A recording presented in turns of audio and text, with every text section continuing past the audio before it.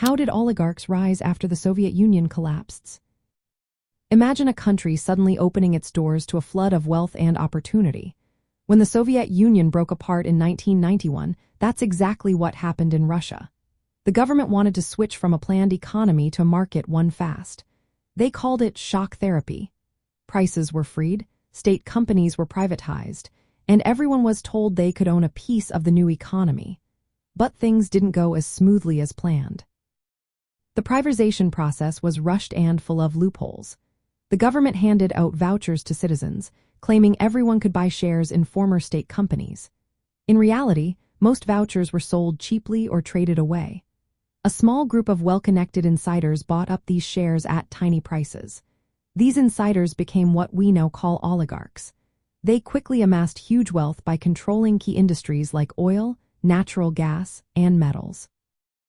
One of the main tricks was the loans for shares scheme in the mid-1990s. Wealthy businessmen lent money to the government, which was struggling financially. In exchange, they received shares in major companies as collateral. When the government defaulted on these loans, the shares were transferred to the oligarchs through rigged auctions. This process made them even richer and more powerful. The oligarchs formed a close bond with political leaders, supporting them financially and gaining favors in return. From a socialist point of view, this was seen as a betrayal of the idea of shared ownership. Instead of a fair distribution of wealth, a few individuals took control of Russia's resources. The chaos that followed included hyperinflation, rising poverty, crime, and growing inequality.